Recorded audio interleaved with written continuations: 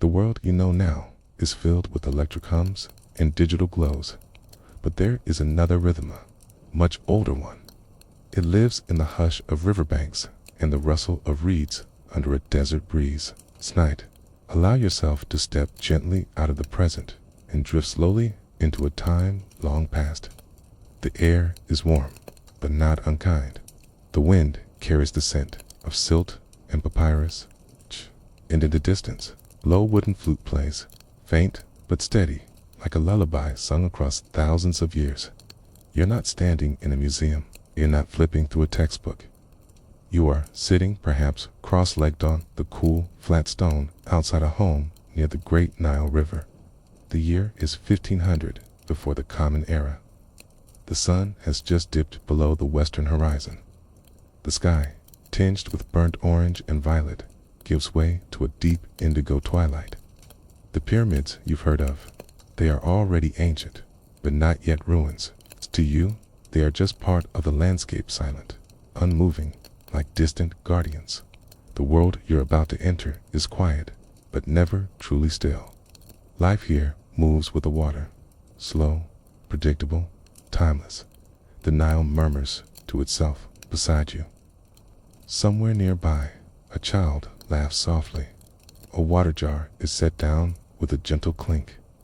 And the world hums, not in noise, but in rhythm. The rhythm of daily life in ancient Egypt. There is no rush here, only the steady unfolding of time, like the petals of a blue lotus in the morning light. So take a slow breath in and let it out even slower. Let the stories come to you, calmly and without urgency. Let your thoughts rise and fall with the current. Now, close your eyes if you'd like and imagine yourself standing where river meets home, where the land has listened to the same river's voice for millennia.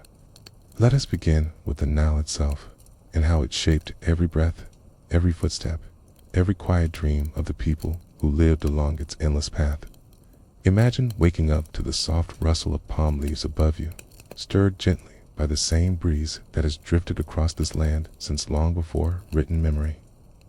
The first light of dawn filters into your home, not sharp, not bright, but warm, golden, diffused. You rise slowly. Your feet meet the smooth, sun-dried earth, firm beneath your steps. This is not a world made of sharp corners and steel. It is a world softened by dust and time, curved by water and shaped by sand. And at the center of it all flows the Nile. Its voice is always present, even when faint, gurgling softly behind groves of date palms, lapping against the roots of reeds, whispering through hand-dug canals that lead water to the heart of fields. The Nile is not merely a river, it is breath. It is the pulse beneath the soil. It is memory, future, and divine rhythm. Life here does not happen in opposition to nature. It flows with it, slowly, thoughtfully. Each year, the river rises. The inundation, a kit. For weeks, the banks overflow with thick, silty water, submerging the edge of villages and fields in a deep, quiet tide. The people wait. There is no panic, no urgency. This is the rhythm. It has always been so. As the water recedes, it leaves behind dark, fertile soil comet, the black land. Against it stands the red land desert, sunburnt desert, endless and unforgiving. This duality, the black and the red, defines everything. It's life and death, abundance and desolation, harmony and chaos. But in the Nile Valley, the balance is maintained. The land listens, the people adapt. You can see how homes and villages curve alongside the river's path, never too far, never too close. Families have passed down the art of measuring the flood-marking walls with subtle lines, tracking the heights year by year. Too little flood, and there is hunger. Too much, and there is ruin.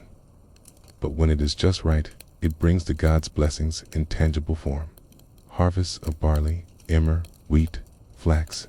Travelers from other lands often find this world puzzling. Why so much stillness? Why such reverence for water and wind? But to live here is to understand that the pace of life is not dictated by ambition or conquest, but by sunrise and sediment. The sun, Ra himself, blesses the land with his warmth and watches over it each moment. And when he sinks behind the western hills, there is no fear, only peace, for he will rise again. He always does. To the east, the desert stretches endlessly, painted with tones of ochre and gold, home to spirits and sun-bleached bones. It is quiet, utterly quiet, save for the occasional rustle of wind against dry stone. Few venture far into it, and fewer return. But even the desert has its role, a protector, a barrier, and a mirror of eternity. In this geography, protection and isolation walk hand in hand. The river provides a spine for communication, for transport, for trade. But the deserts shield Egypt from many outside threats. Foreign invasions are rare, difficult. The people live in a kind of credola, narrow corridor of fertility, surrounded by timeless silence. And this silence shapes the people too. Listen, the voices of the valley are not loud. They do not need to be. Here, communication is slow, deliberate. Drift along the river bearing goods. Fish caught fresh at dawn. Papyrus cut in the marsh. Painted jars of beer and oil. Woven baskets of fruit and grain. Voices call from the shore to the passing boats. Lo, familiar greetings exchanged as gently as the passing of the current itself. The boatmen know every twist of the river, every sandbar that hides just beneath the surface. They know when to raise the sail and when to let the oars do the work. Travel upriver is slow, against the flow, but the wind often lends a hand. Downriver, the current carries them like a lullaby. Birdsong accompanies you in this land. Ibis, herons, and egrets watch from the banks.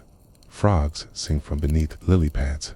The air smells of mud and sugar dates, of baking bread, of damp wood from boats hauled ashore to dry. In the far fields, oxen plod steadily under the sun, pulling wooden plows through dark soil.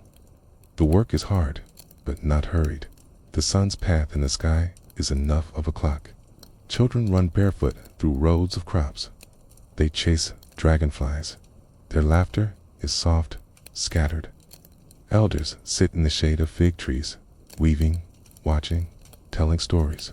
Occasionally, a breeze stirs the stillness, carrying with it the distant scent of incense burning at a small household shrine, or the sound of a woman singing to herself as she grinds grain. In the highlands, far to the south, rain feeds tributaries that eventually join the Nile. But here in Egypt proper, the skies rarely weep. Rain is a rare thing. When it comes, it is seen as an omen, sometimes good, sometimes troubling. But no one relies on it. The river is the true source of water. Rain is a whisper. The Nile is a voice, a queech. To understand Egypt, truly, you must understand this relationship. The land is not merely a backdrop. It is an active participant. It gives, it takes, it remembers. Sometimes, the flood comes too low. Crops suffer. Granaries stay half full. The people turn to the priests, to the gods, to the stars, asking where balance has gone. Yes, the flood is generous, and the land swells with green. The boundaries of hope expand. And still, through it all, the people remain steady like the river itself. The stars above help them predict what the river might do. The heliacal rising of Sirius scowled Sopdet marks the coming flood. Temples align with celestial events. The priests observe and record, not just out of curiosity, but out of survival. Nature is sacred, and to understand it is to live well. Even funerary texts speak of the Nile. The afterlife, they believe, has its own river, its own crossing. Just as the living depend on the Nile, so too do the dead journey by boat, guided by sacred spells and prayers. Here, nothing exists in isolation. The soil is not just dirt. It is the body of Osiris, once dismembered and buried, now reborn each year as green life. The river is not just water. It's happy, generous, and blue-skinned. bringing nourishment and joy. The sun is not just heat. It is Ra's eternal journey across the sky, life-giver, timekeeper, judge. And in the quiet between breaths, the people understand something many of us have forgotten, that to live well is not to race forward, but to move in tune, to know when to sow and when to wait, to measure not just the land, but one's place in it. So, before we enter their homes, before we taste their bread or learn their prayers, we must listen. Not just with ears, but with the stillness inside us. We must feel the rhythm they lived by, the slow dance of sun, sand, and river. The Nile is more than geography. It is the ancient breath that still flows, a whispering thread between past and present, between then and now, between one quiet life and another. And it is here, along its edge, that our journey begins. Step gently into the quiet rhythms of an ordinary home in ancient Egypt. The sun has passed its zenith and now leans toward the horizon, casting long shadows across the packed earth paths that wind between small clusters of dwellings. The scent of dust, warmed by sunlight, mingled with faint traces of crushed herbs and baking bread, lingers in the air. The day is easing into its golden hours. Nothing is hurried here. Before you stands a home. It is modest, its shape uncomplicated, its walls the color of sun-baked straw. It has no ornament to speak of, and yet it is beautiful. This beauty lies not in embellishment, but in familiarity, in purpose. In the slow, thoughtful way it has been shaped by hand, season by season, generation by generation. The house is built of mud brick, a mixture of Nile silt, chopped straw, and water poured into wooden molds and dried under the steady Egyptian sun. These bricks are thick and porous, insulating against the heat of day and holding warmth during the cool desert nights. Two homes are identical, though many share the same quiet dignity in their construction. You lift the light curtain at the doorway and step inside. The air within is cool, dim, and still. The ceiling is low, supported by wooden beams, softened acacia or palm trunk, cut and shaved by hand. The smell of dry earth and wood fills the space, along with something gentler. Perhaps the faint sweetness of dried flowers or the sharpness of crushed mint leaves tucked into a corner bowl. This is not a grand villa, nor a ceremonial space. It is a family's refuge. The floor is smooth and earthen, swept regularly with bundles of palm fronds. Reed mats cover parts of it, their woven texture soft underfoot. A small clay stool sits near the wall, beside a low platform that serves as both work surface and eating space. There is light, but not from the sun alone. Small slits cut near the roofline allow beams of sunlight to filter in gently, casting soft stripes across the floor. When dusk falls, these will be replaced by the warm flicker of oil lamps, small, hand-formed vessels filled with animal fat or linen-soaked oil. They're light, gentle, and golden. Shelves are not nailed or bolted. They are carved directly into the thick walls. Here, one holds carefully stacked ceramic vessels, another, bundles of dried herbs tied with cord. There is a carved wooden comb, smooth from use, and a small hand mirror made of polished copper. Nearby, a painted amulet hangs by a thread, not for decoration, but for protection. In many homes, a central room connects to smaller chambers. A core may hold food storage, cool space lined with jars of grain, baskets of dates, and sealed crocks of beer. Another may lead to a private sleeping nook, simple and quiet. The home belongs to a more prosperous family. The inner courtyard may even include a small treeper, perhaps a fig or pomegranate teats branches offering shade and fruit in equal measure. But the most treasured space is often above the rooftop. Here, life stretches outward and upward. At dawn, women might grind grain using large basalt querns, the rhythmic sound of stone against stone echoing softly in the morning air. At midday, laundry is laid flat on woven racks to dry under the sun's unblinking gaze. And at night, Entire families sleep beneath the stars, wrapped in woven blankets, cooled by the soft desert breeze. From the rooftop, the village breathes. You hear neighbors calling to one another, children laughing, their games spilling between houses, the occasional bray of a donkey, the rustle of linen garments, the smell of evening fires beginning to rise. Smoke mingled with lentils, with onions, with the soft sweetness of baking bread. Inside, the furniture is sparse but purposeful. A wooden bed frame, strung with cords, topped with linens, and a curved headrest, carved from wood or alabaster. There is no need for fluff or feather sleep. Here is grounded, literal, close to the earth. Stools serve as both chairs and step ladders. A reed chest holds clothing linen tunics neatly folded, perhaps dyed with subtle plant tints. Textiles are prized.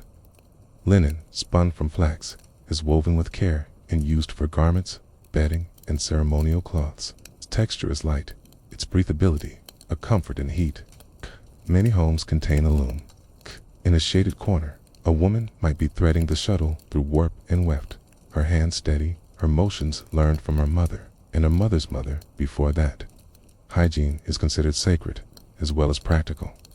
Daily washing is done with water drawn from jars.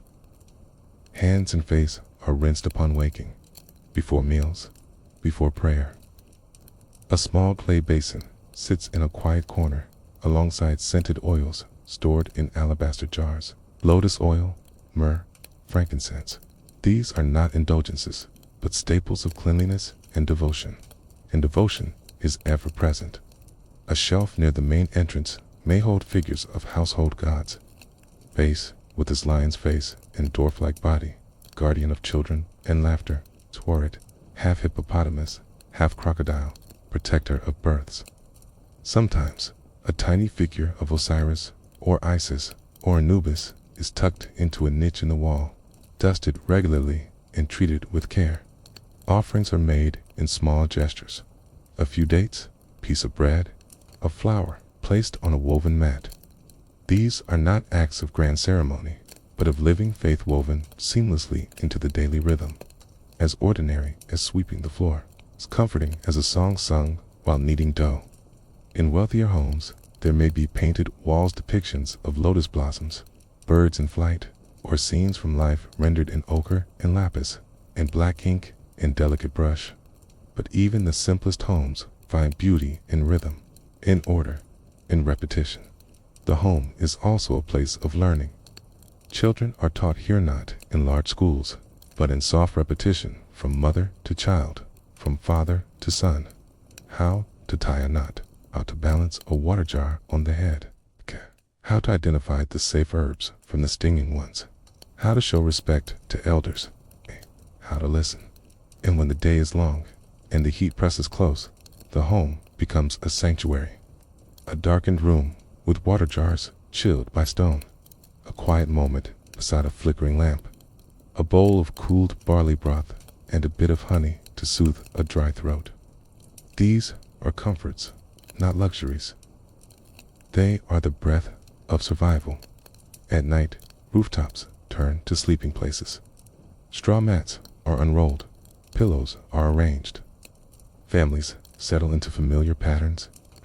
A lullaby may drift up from another roof, a melody, low and repetitive, soothing. Dogs bark softly in the distance. Clay jar shifts, clay jars, then settles again. Above, the stars are thick, uncountable. The same stars gazed upon by generations before and generations to come. The Milky Way is known here. It is thought to be a celestial version of the Nile, flowing eternally above, as the real river does below. In sleep, the people believe their souls drift with that cosmic current, returning to the place where gods dwelled. Homes are rarely built alone. They huddle in small groups. Villages curve gently with the land, shaped by the river and the sun's path. Walls are shared. Shade is passed. Ovens are communal. Water is gathered from the same well. And life continues, steady and quiet. In the morning, the rhythm begins again. A pot of emmer wheat is soaked. A fire is lit using dry dung and sticks. A child washes his face. A woman prepares oil for the lamp. The repetition is not dull. It is sacred. It is safety. There is no rush here. The tasks are many, but none are frantic. To live well is to live fully inside each gesture. To tend a home is not to labor endlessly, is to participate in the cycle, to sustain not only the body, but the spirit. And so, in these mud brick rooms and upon these sun-warmed rooftops, the people of ancient Egypt lived not in grandeur, but in quiet constancy. Their homes were humble, but not empty. They were full of breath and warmth, full of purpose and small joy. To walk among them even now, in imaginations, to feel that nothing was wasted, that each corner was known, that each task had meaning, and that sleep, when it came, was deep and peaceful, wrapped in linen and starshine. The sun rises slowly over the Nile, casting gold across the waters and awakening the land inch by inch along its banks. The air is cool, but not cold. The village stirs with quiet movement, not the rush of modern alarms or sirens, but the slow emergence of life with the rhythm of the earth itself. And with this rhythm comes hunger. A hunger not just for food, but for balance, for continuity, for the daily restoration of strength and connection. The first acts of sustenance begin not in grand halls, but in small courtyards and shadowed kitchens. A woman kneels beside a grinding stone. Her shoulders move with the gentle discipline of routine. The quern is large, and the task is slow back and forth, stone over soaked grain. The sound is not loud, it is textured, almost like a whisper through reeds. The flour she grinds is coarse, speckled with husk, not refined, not bleach, but it will nourish. This is emmer wheat, sometimes barley, the twin foundations of the Egyptian diet. The grains are soaked overnight to soften them, then ground by hand, then formed into loaves. These loaves are dense, hearty, not light or risen, but full of earth.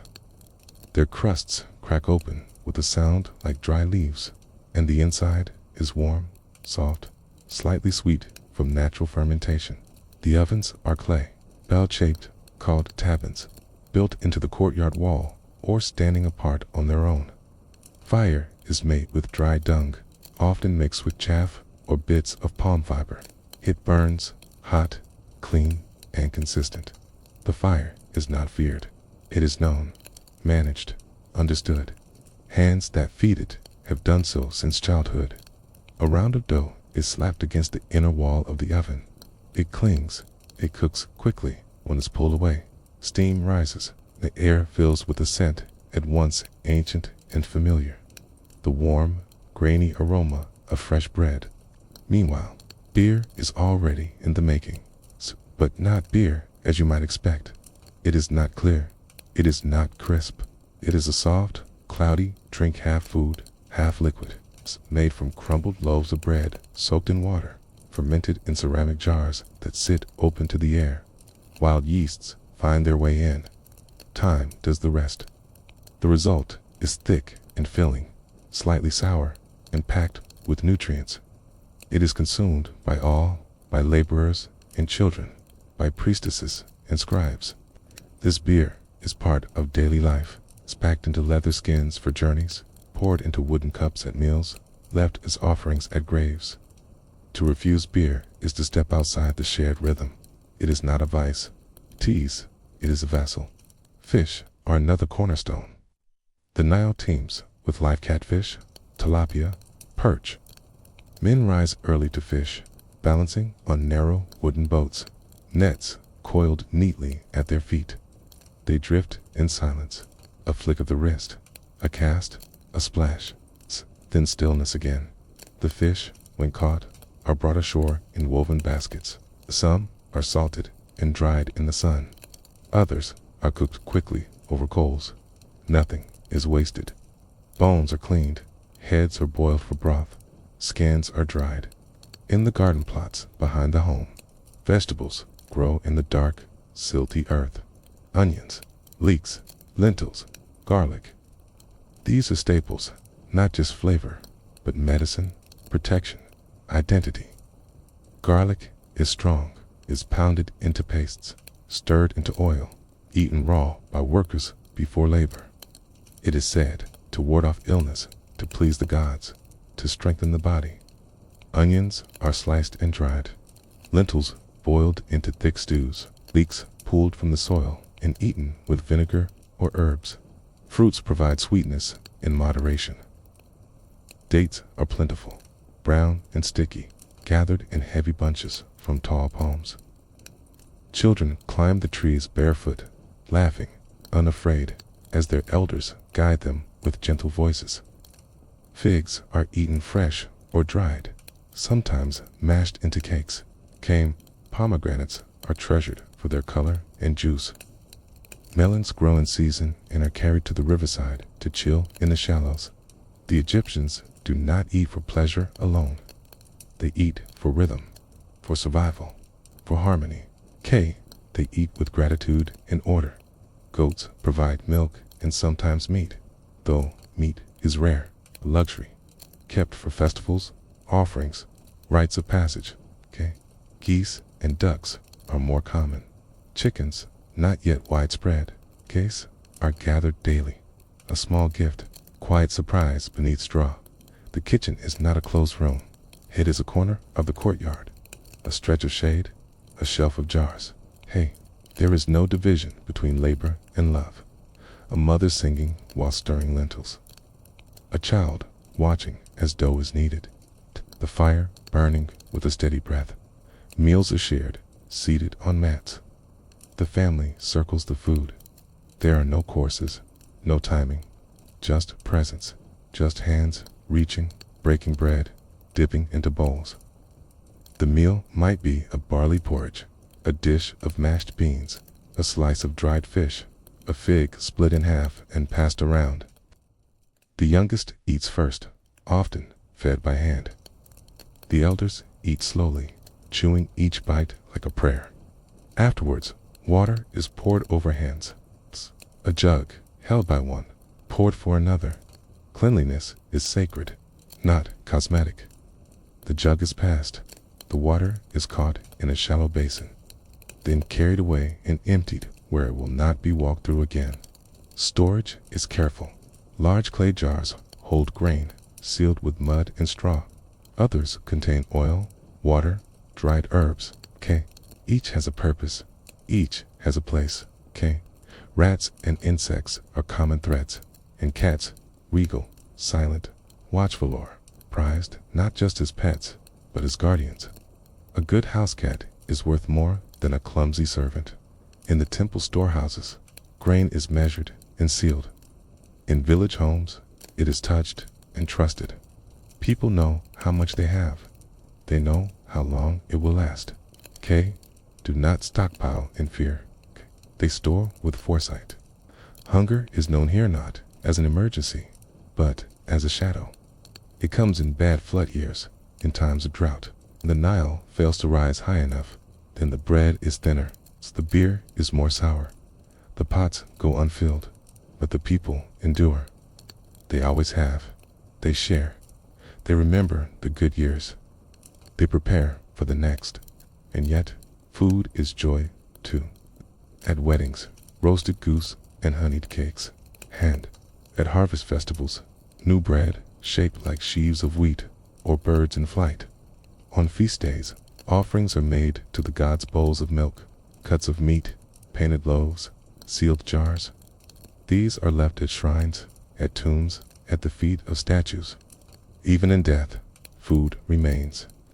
The tombs of the wealthy are stocked with models of bakers, brewers, fishermen so that the deceased may continue to eat in the afterlife. Painted scenes show tables heavy with grapes, beer, and bread. Life beyond death is imagined through the lens of the table. To nourish the body is to sustain the soul. To bake bread is to shape continuity. To pour beer is to honor both the living and the unseen. And so, in each village, each home, each courtyard kitchen, the people of Egypt performed the same sacred, ordinary acts, grind the grain, bake the bread, pour the beer, catch the fish, tend the goats, stir the stew, and share what they have with those they love. This is sustenance, not just of flesh, eternity, of belonging, a time measured not in minutes, but in meals. Now that we have walked the earth beneath ancient feet and tasted the humble meals of ordinary families, let us shift gently upward, but not far from the courtyards and fields, toward the quiet, intricate structure that holds this world together, like the layers of the Nile's silted soil. Society in ancient Egypt was built in patient layers each, supporting, feeding, and balancing the others. There were no skyscrapers, no glass towers of command, but the hand of governance was present in every household, every field, every temple. Imagine this system not as a ladder, but as a wide, slow-moving river, broad at its base, narrowing steadily toward a single source. At the head of this river stands the Pharaoh. To the people of Egypt, the Pharaoh was more than a king. He was a living god, the physical embodiment of Horus on earth, and upon death, Osiris in the afterlife. His rule was not merely political, it was cosmic. His authority sustained Mat, the sacred order of the world. Without him, chaos's fit might rise. His duty was to keep balance between flood and drought, feast and famine, peace and war. But the Pharaoh was not always visible. He lived far from the village homes we visited, surrounded by courts, guarded halls, and complex ceremony. Still, his presence was felt, like the sun's heat, even on a cloudy day. His face appeared in temples. His name was carved into stone. His decrees delivered by scribes who walked from town to town with scrolls and symbols. Beneath him stood a structure as old as memory, a tiered society of officials, advisors, and caretakers of law and land. Closest to the Pharaoh was the vizier, a figure of immense responsibility. The vizier's role was not one of fanfare, but of careful management. Like the quiet steering of a boat across steady water, the vizier guided the kingdom's daily flow, overseeing courts, collecting taxes, distributing food during famine, recording land boundaries after each flood. His seal carried the weight of authority. His silence carried the wisdom of restraint. Under the viziers, I worked the scribes. To be a scribe was to hold the power of language itself. In a land where most did not read or write, the scribes were guardians of meaning. They recorded harvests, births, temple rituals, taxes, legal disputes. They copied prayers and poems, contracts and chronicles. Their tools were simple reed pens, black and red ink, rolls of papyrus, but their work endured beyond their lifetimes. A child chosen to be a scribe would study for years. He would sit hunched over slate and practice the flowing forms of hieratic script, memorizing not only characters, but formulas of speech and legal formality. His world was one of careful symbols and measured silence. Further down the chain were the nomarch's original governors, who oversaw provinces, each with its own customs and rhythms, yet bound to the central throne. They, too, reported to the vizier. Some grew powerful, especially in times of weak kingship. Their loyalty was not always guaranteed, but their function remained essential. And then came the priests. In many societies, priests are mere spiritual figures. In Egypt, they were also administrators, economists, astronomers, and keepers of time. Temples were not simply houses of worship. They were hubs of wealth, landholders, and granaries. Priests kept the rituals that maintained Mat. Yes, but they also managed irrigation schedules, dispensed, stored food, and tracked the stars. Even the god statues had daily routines. Each morning, a high priest would enter the inner sanctuary, bathe the image of the god, clothe it in fresh linen, anoint it with oil, and offer it bread, beer, and incense. The god was not a distant force, it was a presence in the room, honored like a member of the household. Beneath this upper layer were artisans and skilled laborers. These were not nameless workers. They were stonemasons, painters, metal workers, boat builders, and jewelers. In special communities, such as Dr el-Medina. They lived in organized villages with wages, time off, and even medical care. These were the men who carved the tombs of kings and painted the afterlife on plaster walls. Their names are still preserved in graffiti, sometimes proud, sometimes playful. They worked not only with their hands, but with precision and tradition. A tomb was not a construction site, it was a sacred endeavor. A necklace was not just adornment, it was protection, coated with myth. Every task, no matter how small, contributed to the grand harmony. Then came the farmers, the base of the structure, the broad current beneath all else. They were the ones who bent under the sun, whose hands sowed the grain and coaxed life from soil. They worked land they did not always own.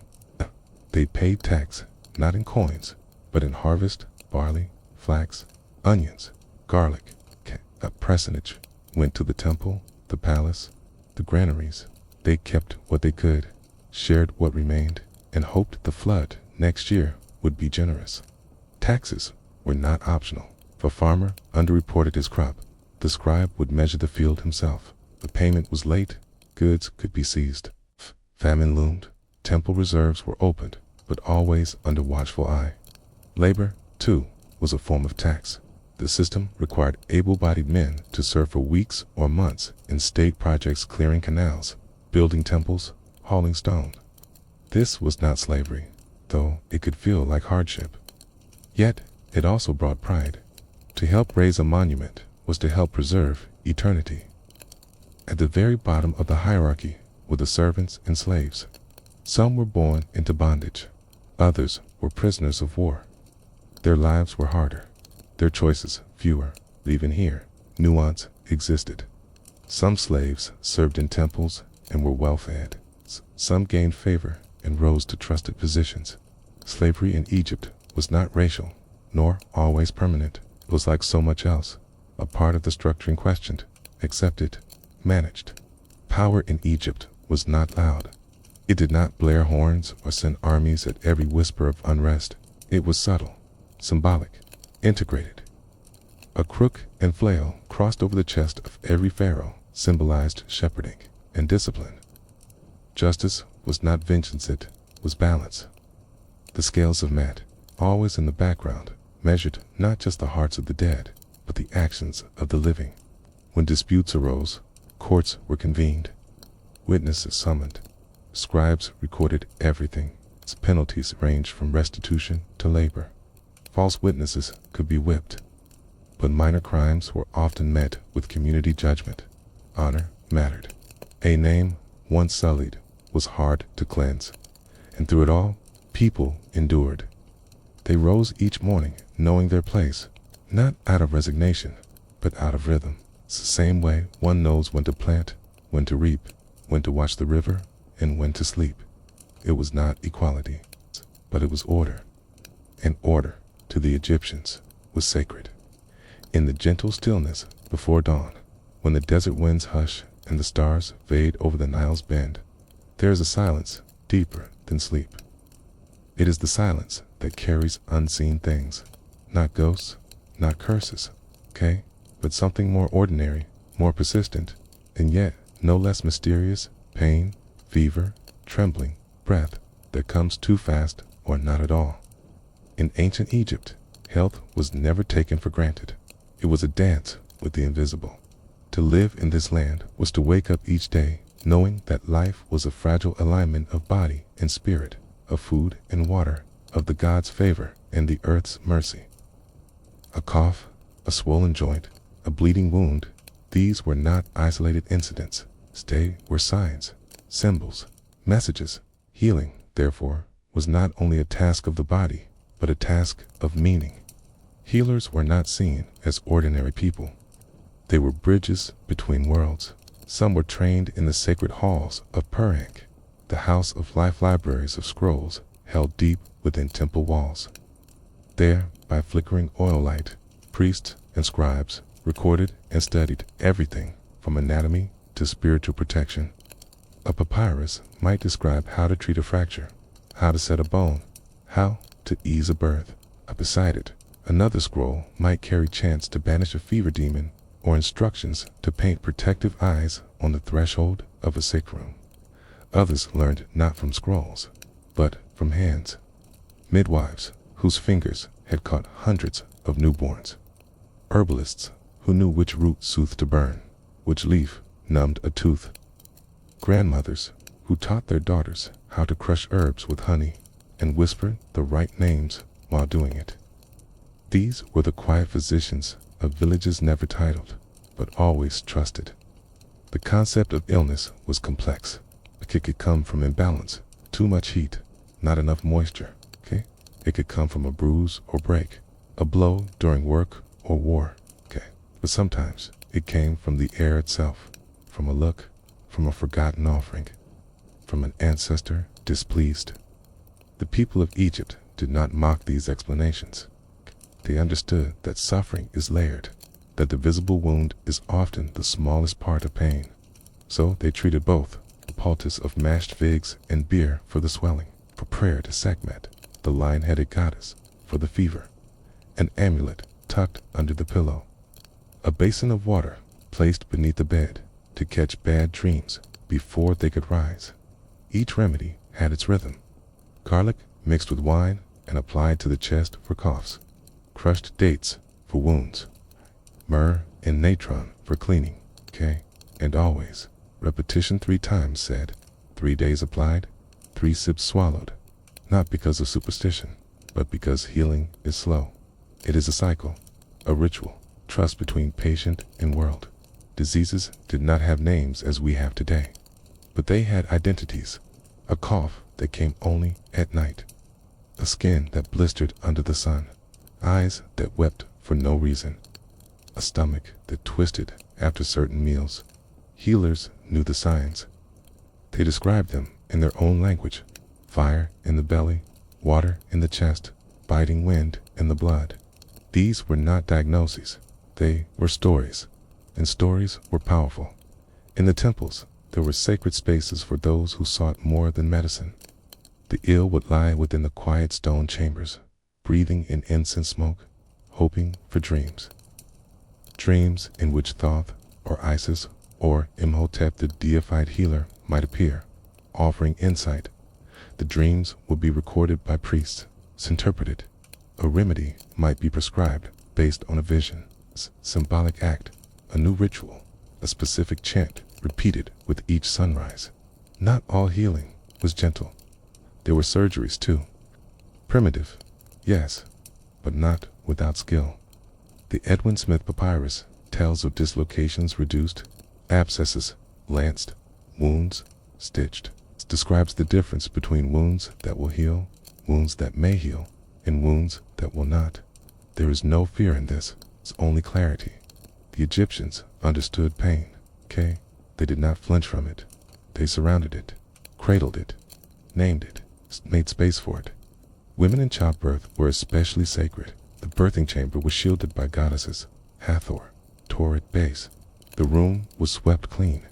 Bricks were placed for squatting, The midwife sang to the child as it came, sometimes holding charms, sometimes painting protective signs on the woman's belly.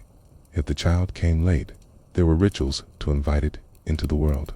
If it came early, there were herbs to strengthen it. When a child died, there were no screams, only soft weeping. The body was washed, wrapped, carried. The mother was never left alone. Mourning was shared.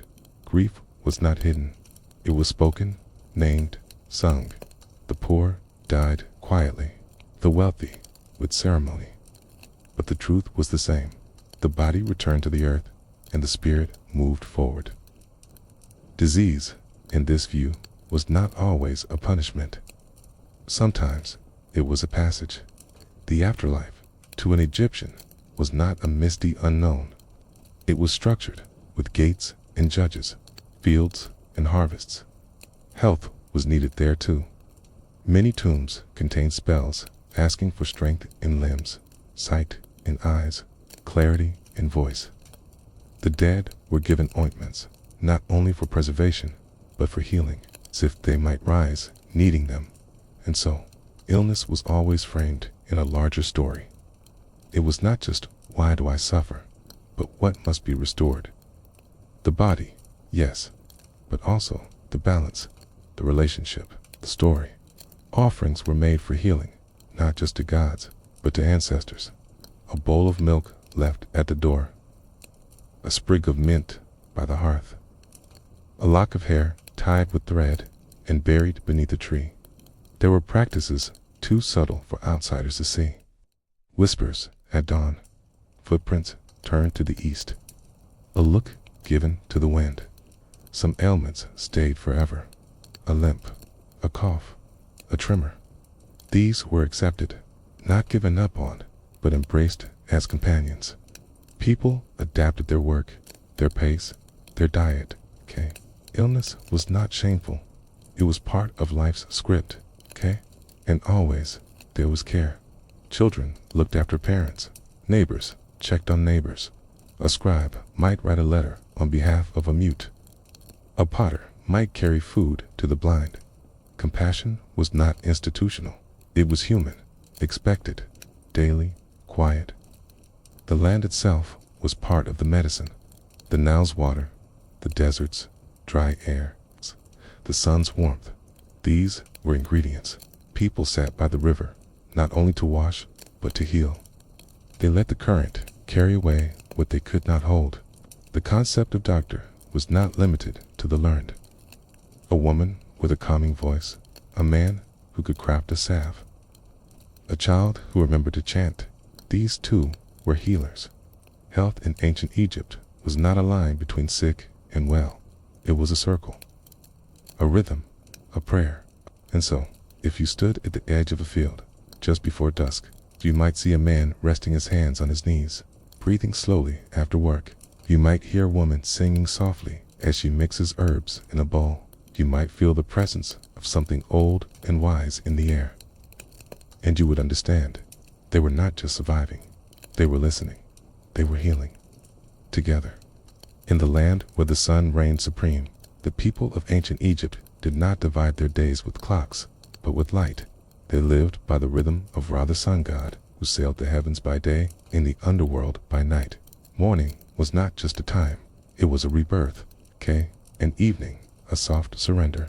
Each dawn was sacred. The first golden blush on the river's surface stirred the village to life. Roosters crowed in lazy arcs across the countryside.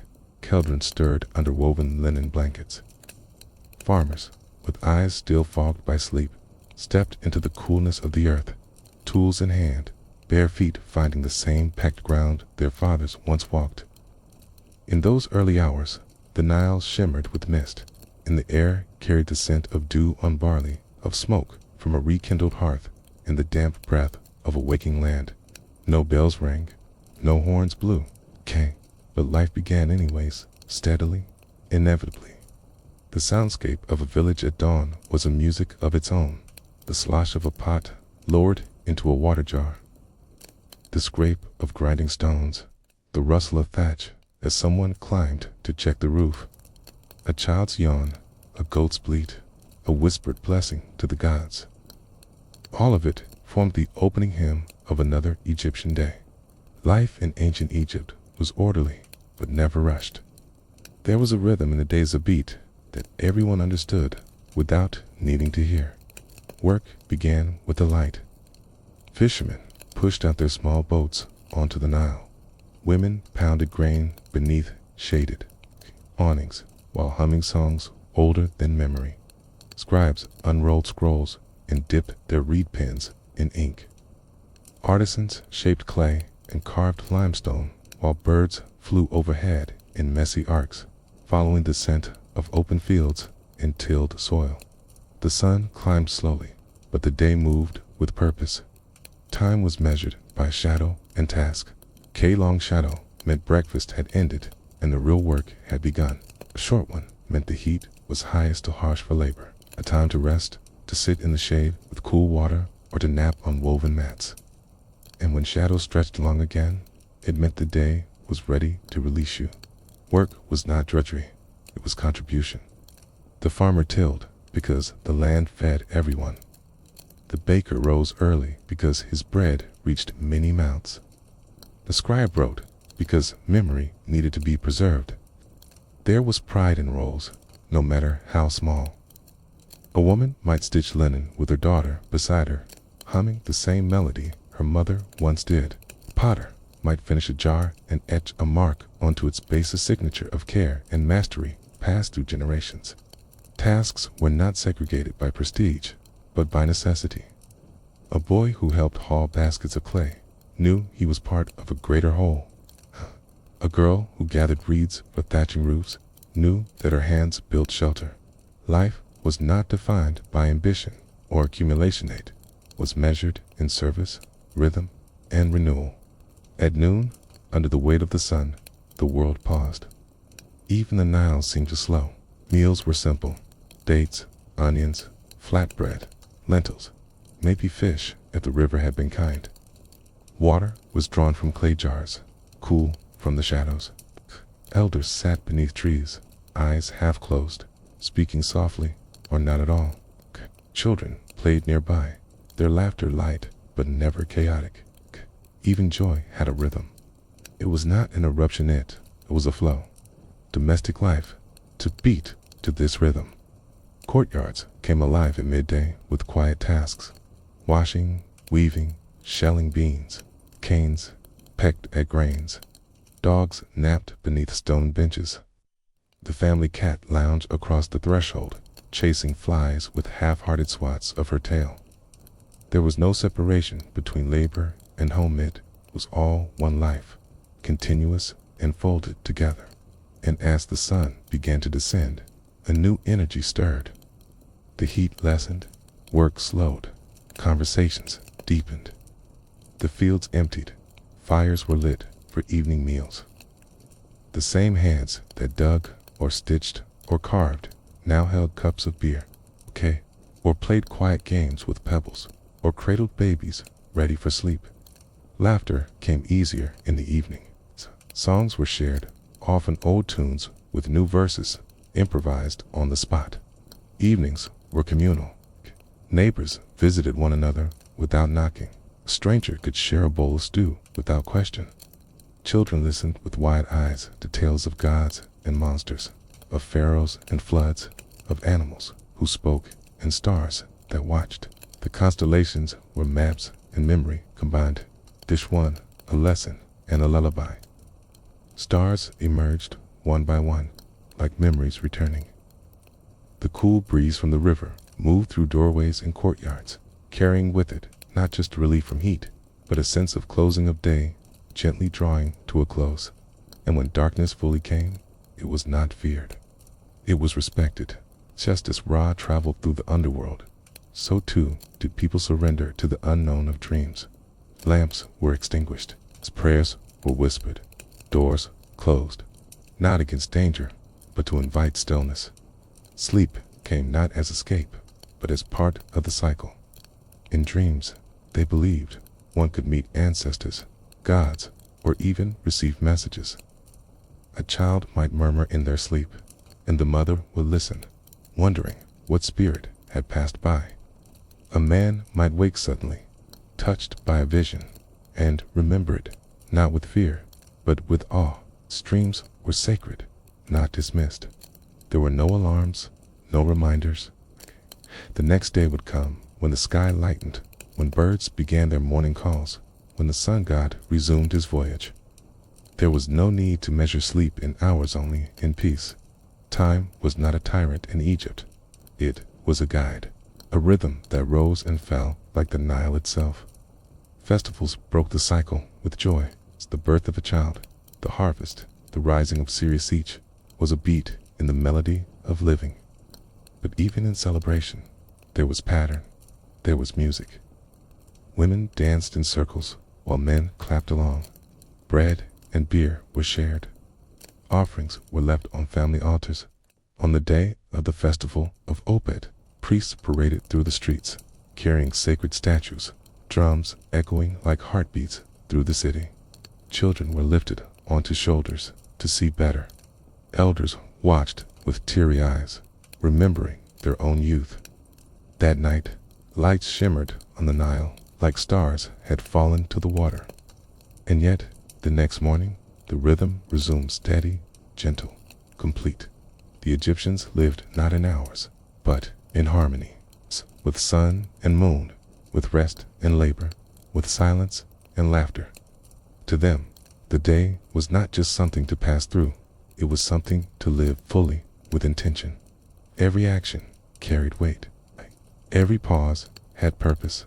And when the final breath of the day was taken, when the stars shimmered above the fields and the last ember of fire faded, one truth remained. In Egypt, life did not rush. It unfolded, one rhythm at a time. They didn't call themselves inventors. They didn't wear white coats or sit in labs. But each time, an ancient Egyptian hand molded clay into a water jar that wouldn't tip over, or etched measurements into rope to trace straight walls, or angled a building to follow the rising sun. They were practicing genius, silent, enduring, everyday genius. The world they lived in was not convenient, was full of challenges, floods, heat, long distances, and the delicate balance of feeding many with little. But where others might have seen hardship, they saw opportunity, for inventions were not just clever, they were necessary. Start with the humble shadufa, simple lever and counterweight system that allowed a single farmer to lift heavy buckets of water from the Nile. No gears, no engines, just wood, rope, and gravity working together like a well-rehearsed song. The shaduf didn't just water the fields, it made entire agricultural cycles possible. It was balance made visible. And it required no literacy, only intuition, strength, and understanding of nature's rhythm.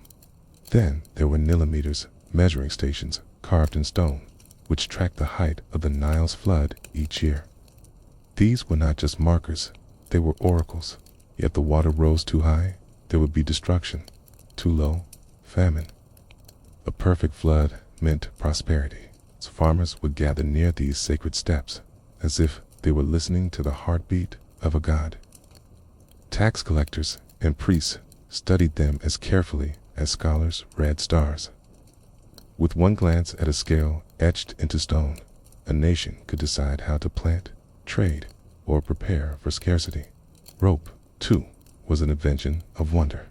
Not just twine or string, but measuring rope, knotted with precision to help surveyors, known as rope stretchers, redraw property lines after floods erased them. Their role was so crucial that some were buried with honor. Every measurement they made was trusted to settle disputes, assign taxes, and rebuild entire villages. One length of rope could divide a kingdom or unite it. Theirs was not just geometry, it was fairness cast in fibers. In their homes, tools were simple but purposeful: mortar and pestle for grinding grain, hand looms for weaving linen, reed pens for recording taxes, prayers, and poetry. Each object bore the marks of hands that used them daily. A pot was never just a pot. It was a vessel of survival, a keeper of food, water, or healing balm. And when it cracked, it wasn't discarded. It was repaired, mended with care, reused with pride. Because waste was not an option. Everything was valuable. Everything had purpose. Even their cosmetics were tools. Coal wasn't merely for beauty, reduced sun glare, and protected against infection. Oils weren't just for scent. They softened skin, dried by desert winds. Perfume was stored in alabaster jars, as prized as gold. In their daily lives, utility and elegance weren't separate. They were the same. Practicality did not erase beauty, enhanced it. Walk into an Egyptian workshop, and you'd see artisans using chisels made of copper, hammers shaped from dolerite, and saws strung with sinew. They cut limestone with patience and precision, carving blocks for temples that would outlast empires. Brickmakers used wooden molds to shape mud and straw into uniform shapes. These bricks built palaces, homes, and granaries. They stacked them by hand, layer by layer, like verses in a hymn. The songs of their labor, though never written, echo still through ruins. Some craftsmen were so skilled they became known across borders. Glassmakers who learned to melt sand into beads of color. Papyrus makers who could turn river reeds into smooth writing sheets that traveled the length of the known world. Their knowledge was not just technical, it was generational, passed from parent to child, mentor to apprentice, refined with every mistake and every success. The Egyptian calendar was another invention born from necessity. They watched the stars. When Sirius rose before the sun, they knew the floods were near. Their calendar had 3 seasons: flooding, planting, and harvesting, perfectly synced with the Nile's moods. It wasn't just a way to track time, it was a tool to survive, to prepare, to hope. Days were not just counted, they were honored. And yet, perhaps the most brilliant invention of all wasn't a device or a structure. It was writing hieroglyphs, first carved into tomb walls and later written on papyrus scrolls made from the reed that lined their sacred river. This was memory made visible. With writing, they passed on spells, recipes, tax records, love letters, and dreams. They didn't just build pyramids, they built language. Their scribes were keepers of civilization, trained for years to master the curl of a bird's neck or the angle of a loaf of bread drawn in ink. One era could change a meaning. One word could seal a fate. Even toys carried invention. Children played with spinning tops, carved dolls, and wooden pool animals with wagging tails. A child in a village might craft a game board in the dirt with stones as playing pieces. They didn't need instructions, they needed imagination, and imagination was never in short supply. From playful design came problem solving. From laughter came logic. Their boats, built of papyrus or cedar, were more than transportation. They were extensions of their lives. They fished, traded, and journeyed in them. Some were buried with miniature boats, symbolic vessels for the afterlife. Even in death, travel continued and tools remained relevant. Their models were not metaphors. They were blueprints for another realm. They did not patent. They did not boast. But they solved. They adapted. They built, observed the world not just as it was, but as it could be. They shaped it with their hands, softened it with intention, and passed it forward with care. Their genius was not loud. It was not spotlighted. It was worn into the grooves of baskets, etched into millstones, polished into obsidian mirrors, hidden in the way a doorway faced the wind, or how a granary stayed cool in heat. It was in everything, in everyone. And when they placed their tools aside, at the end of the day, they left behind more than objects.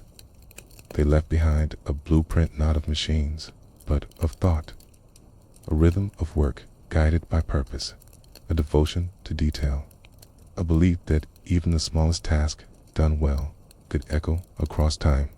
In Egypt, the wheel was not the most sacred invention. The most sacred invention was the idea that every life, whether scribe or farmer, potter or priest, could shape the world, and in that shaping, become part of eternity. They did not speak of endings. They spoke of crossings, of journeys wrapped in linen, guided by starlight and whispered prayers. To the ancient Egyptians, death was never a conclusion, it was an invitation. A door at the edge of the desert wind, a veil pulled aside by memory and ritual. In their world, the afterlife was not distant. It touched everything, was woven into the thread of daily life, stitched into the walls of kitchens, temples, and tombs.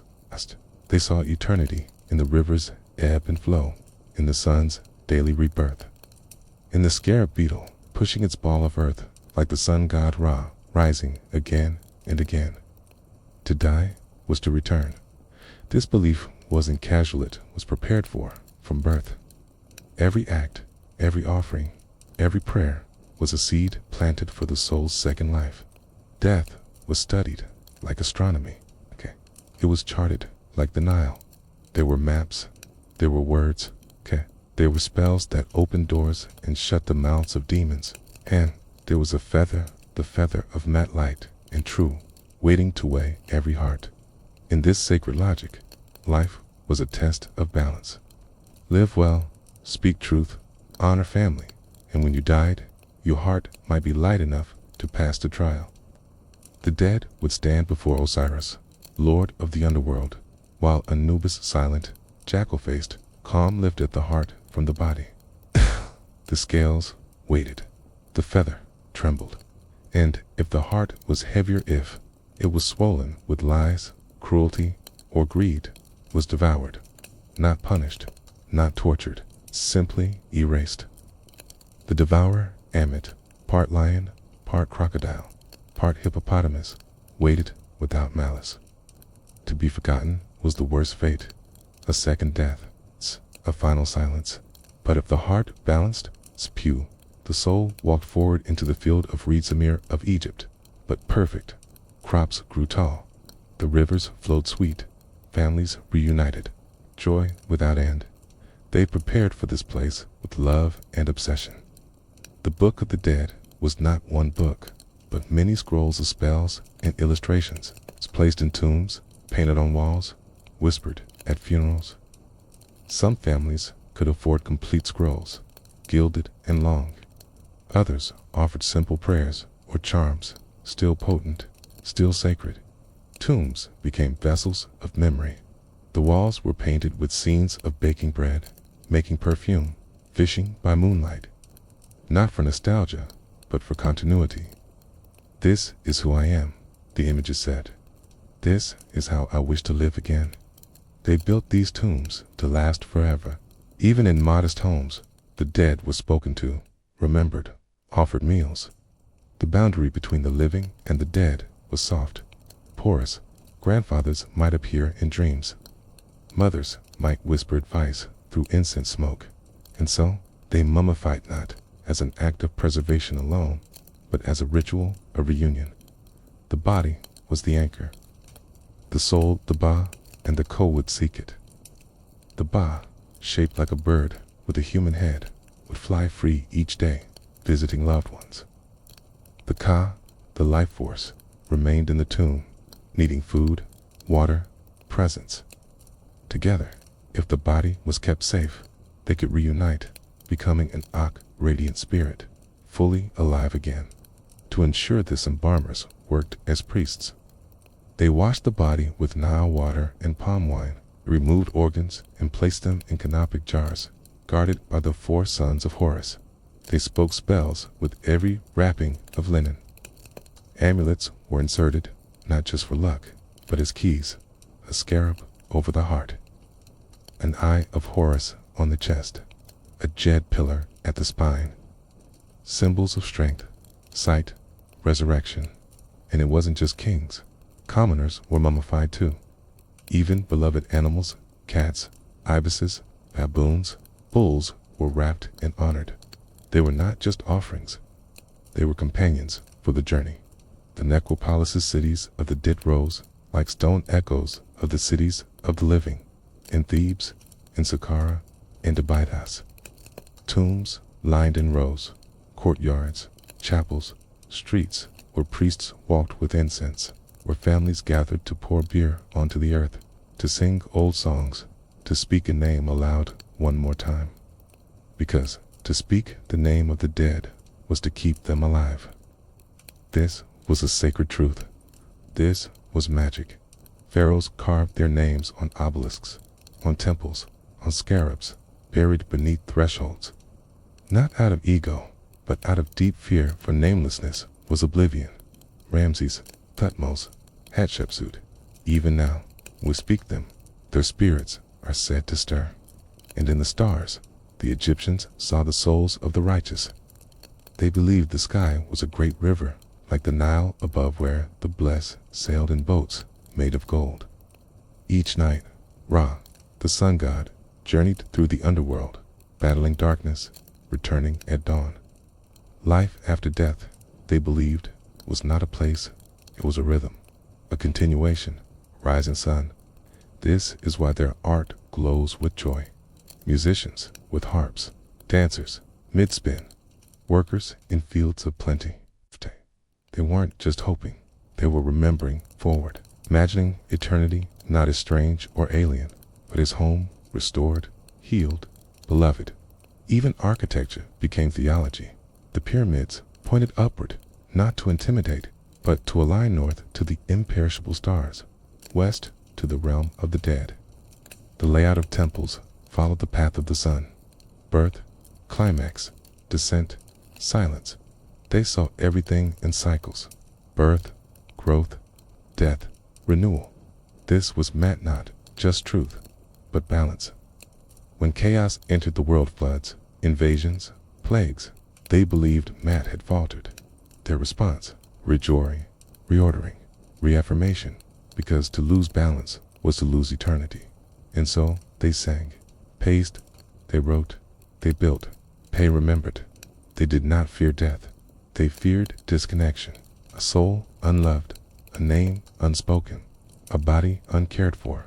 But they gave every effort to avoid that fate, with ink and chisel, with food and fire, stories.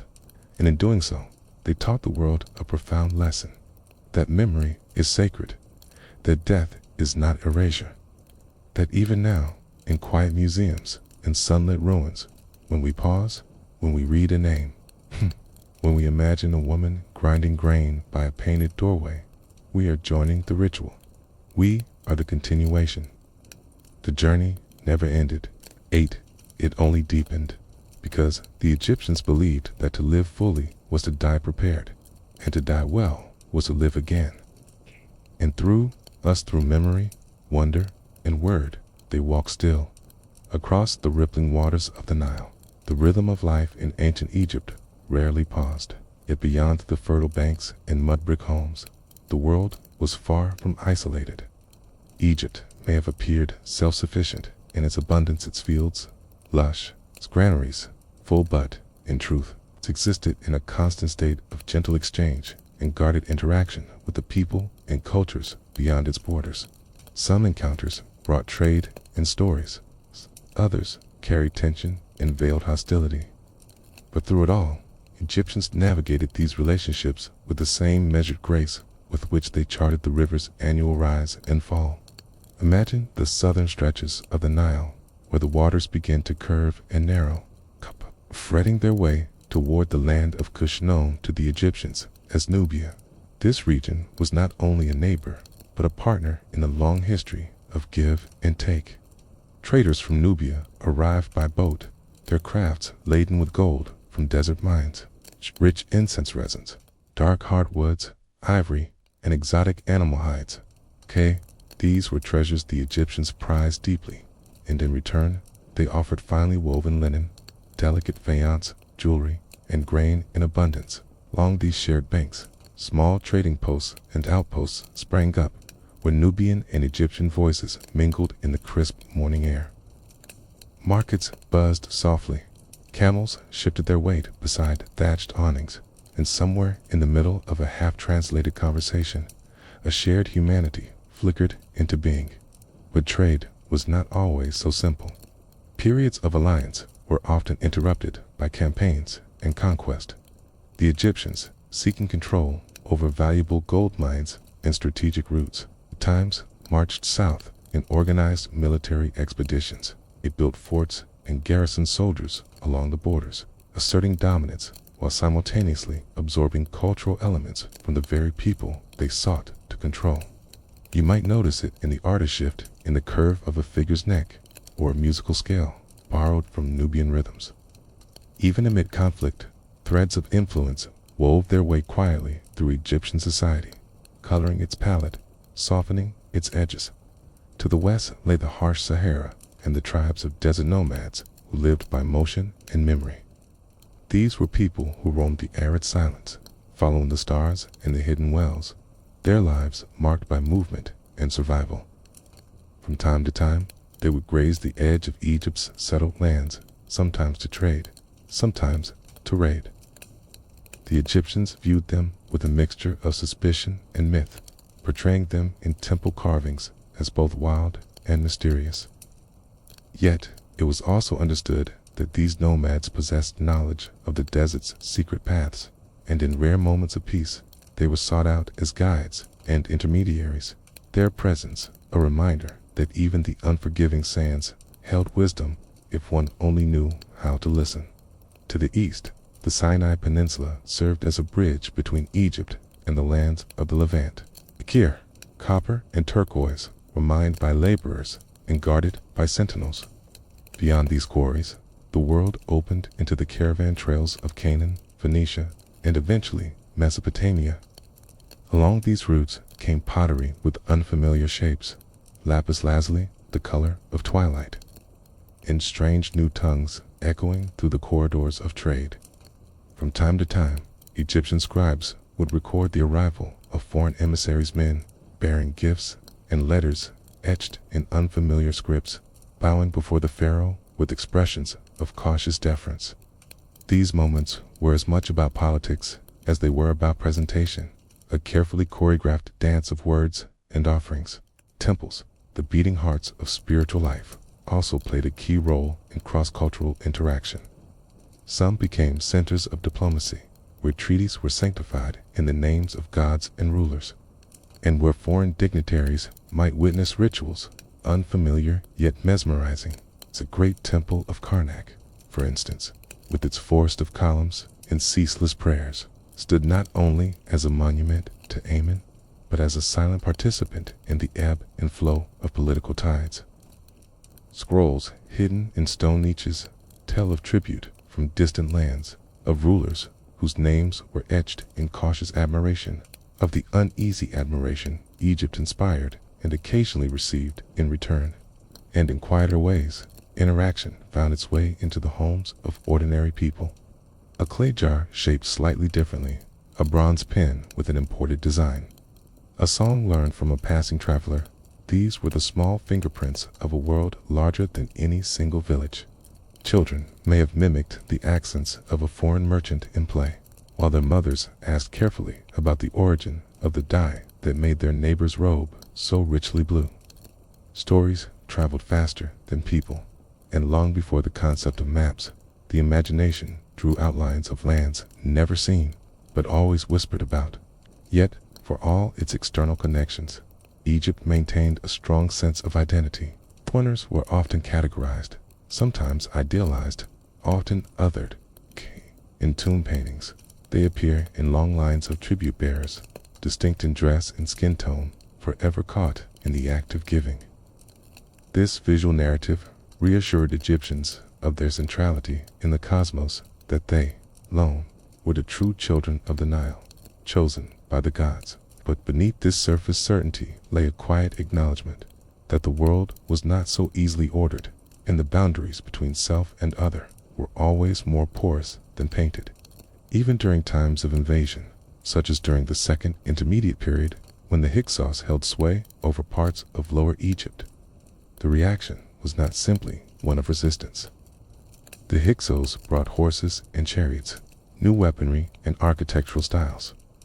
These innovations, first seen as threats, gradually became part of the Egyptian toolkit. Adaptation, in its own way, became a form of resilience. Egypt absorbed what it needed and reshaped it, folding foreign elements into its traditions, like threads of gold into linen. In this way, the history of interaction was less a tale of conquest and more a chronicle of exchange, at times reluctant, at times eager, always ongoing. The Nile may have been the heart of Egypt, but the veins that fed it stretched far and wide, carrying with them the breath of other lives, other lands. As you rest now in the soft shadows of imagined lamps, picture the flickering light reflecting off a trader's necklace, the gentle clink of beads from beyond the mountains, the cautious smile of a foreign guest setting foot in a land he has only ever heard described in awe. Imagine the quiet dignity of the Egyptian host, offering bread and beer, observing, listening, and weighing each word with the poise of a people who have watched centuries rise and fall like the waters of their beloved river. And so, in the hush of desert night, beneath the endless sweep of stars, life in Egypt unfolded, not in isolation, but in careful, measured dialogue with the world beyond. A conversation carved into stone, echoed in trade winds, and remembered in the patterns of a pot. The twist of a bracelet, the name of a neighbor once considered strange, and slowly, through time, understood. To live in ancient Egypt was to live not only by the will of the gods, but also by the whims of the earth itself. The land gave generously, often, but it could also withhold, shifting its temperament with wind and drought, flood and plague. And so, woven into the mythos of Egypt's golden age is not only the story of splendor, but of struggle of a people who learned through millennia how to resist, how to adapt, and how to endure. Begin where the Nile bends in silence, where farmers rise before the first blush of dawn, their hands calloused from generations of coaxing crops from sun-hardened soil. In good years, the river flooded gently, leaving behind ribbons of fertile black silt. Wheat sprouted, barley shimmered, and the granaries swelled with promise. But in years when the inundation failed, when the waters came too high, or not at all, the land cracked, hunger crept into kitchens, and prayers rose heavier than ever toward the sky. These were not mere inconveniences. They were existential reckonings. Faced with ecological uncertainty, the Egyptians turned not only to their gods, but to ingenuity. They dug canals and raised dikes. They invented ways to trap and store water, marking flood levels on the walls of 9 meters carved into stone.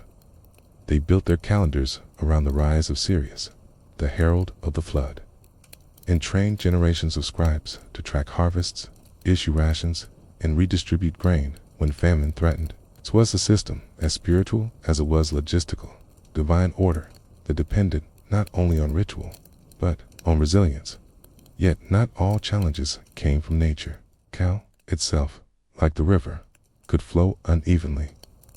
There were times when the people of Egypt looked up not with reverence, but with quiet resentment. During the first intermediate period, central authority fractured.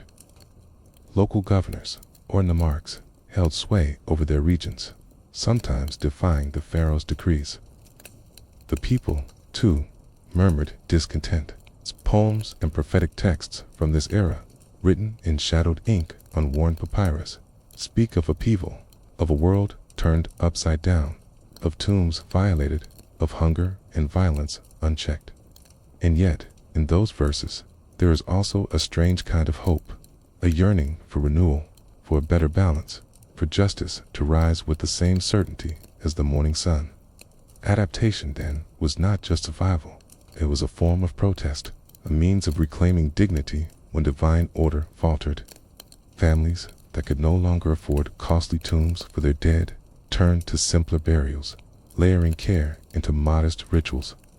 Communities that lost access to official temples carved prayers into the walls of their homes, transforming domestic space into sacred space.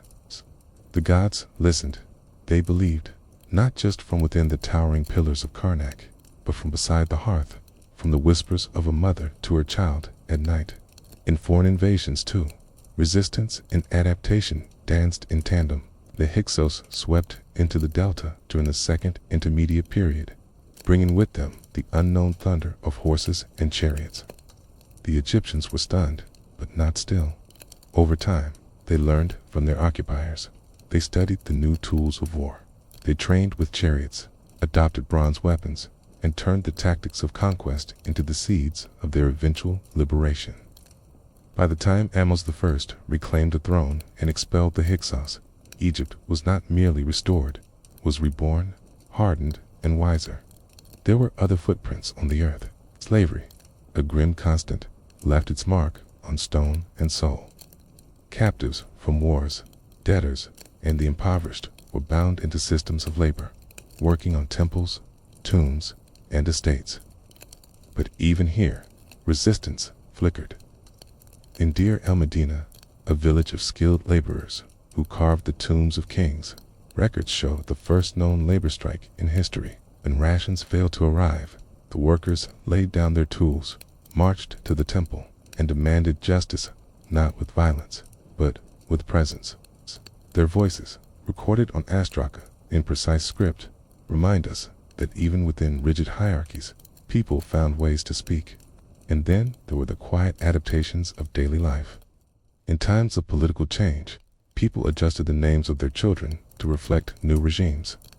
In border regions, bilingual inscriptions emerged, blending Egyptian with Aramaic, Greek, or Coptic. Artistic styles evolved, absorbing influences from Nubia, Assyria, Persia, and eventually Rome. But beneath each layer of influence, something enduring remained. A curve of the headdress, a hieroglyph tucked discreetly beneath a foreign symbol, was Egypt persisting. By the late period, as new empires approached from the north and east, Egypt became a crossroads of cultures. Alexander the Great entered not as a destroyer, but as a proclaimed son of Ammon.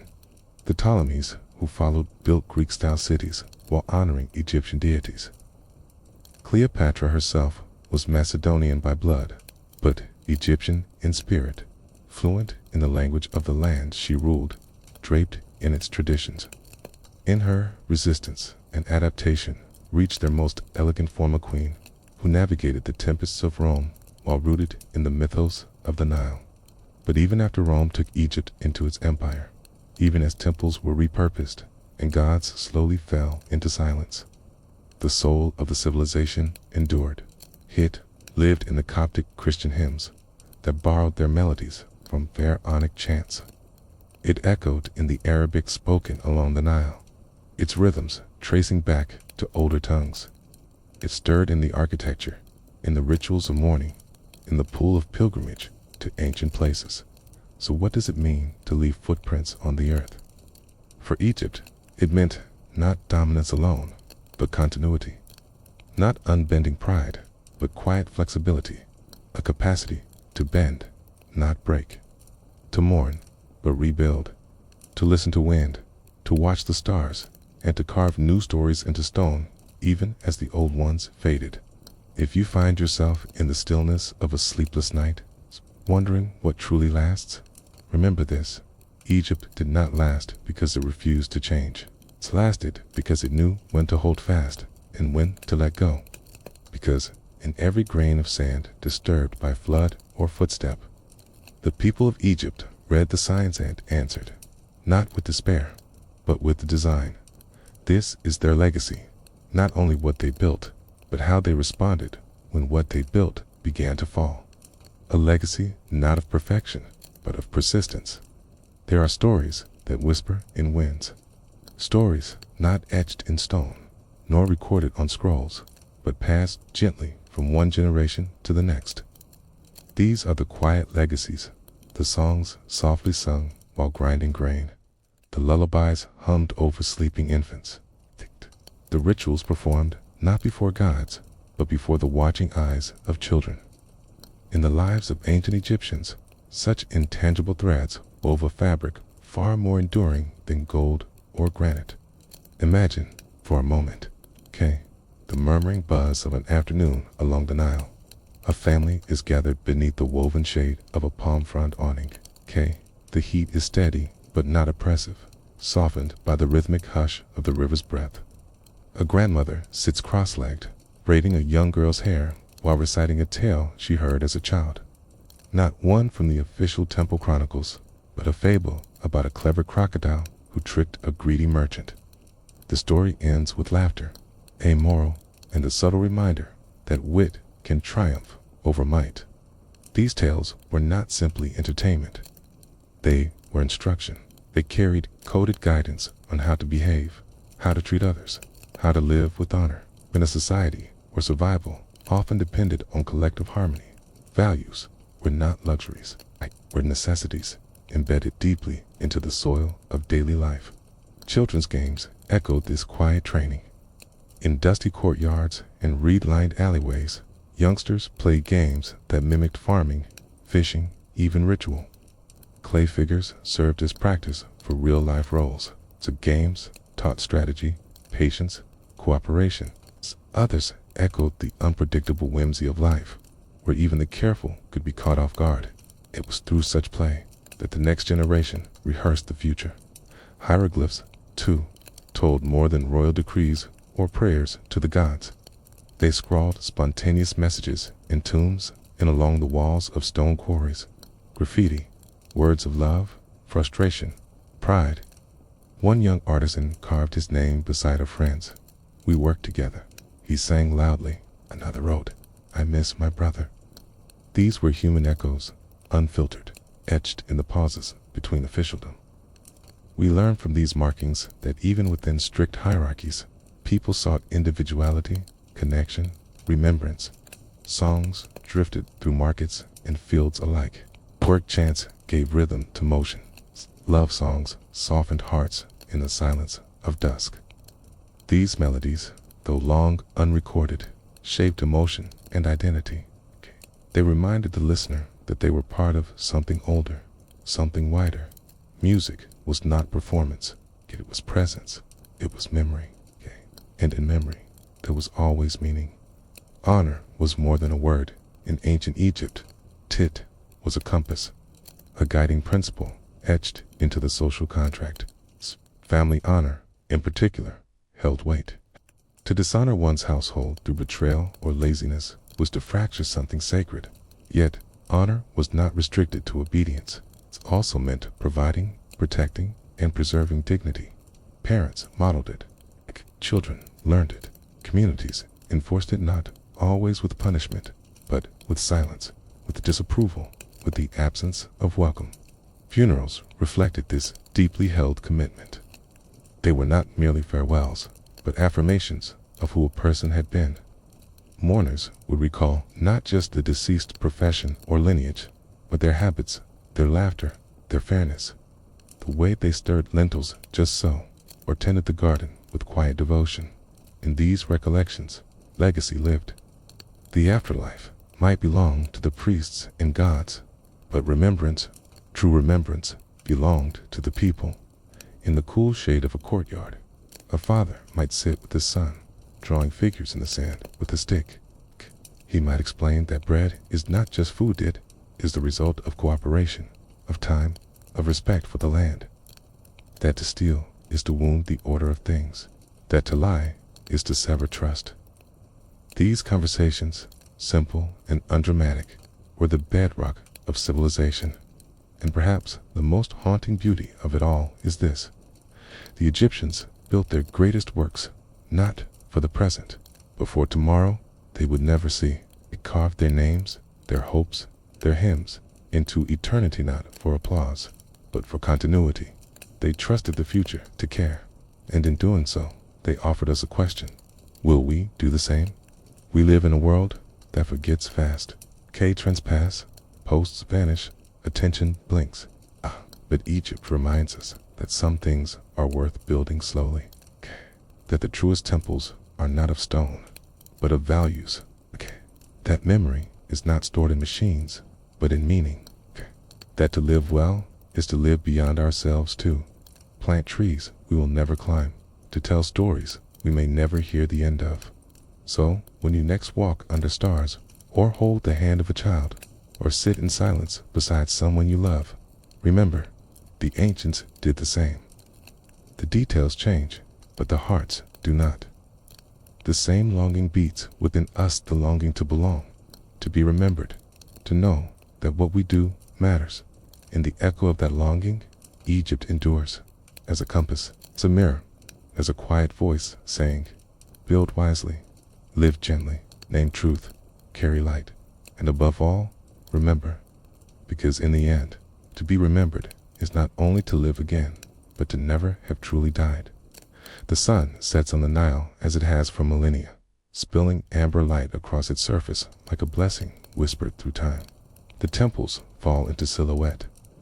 The wind grows still, and in that hush, something lingers, not silence, but presence. A pulse, a murmur, a quiet acknowledgement that stories never truly end. They change hands. We, who walk the earth now, are heirs to voices long vanished. Their echoes ride on the wind. Their breath rests in the dust we brush from ruins. Their questions remain, waiting patiently for new ears. What is eternity, they ask, if not the act of remembering? What is civilization, if not the courage to care beyond ourselves? In a world fractured by speed and forgetting, Egypt offers a pause, a recalibration. It does not beg for relevance. It embodies it. It teaches not through urgency, but through endurance, through beauty that took lifetimes to carve, through silence heavy with meaning, through the gaze of a statue that, though eyeless, still sees. You do not have to walk among pyramids to feel this. You only need to listen to the way a mother rocks her child with a song she does not remember learning, to the way a name is spoken with reverence after death, to the quiet choices made when no one is watching.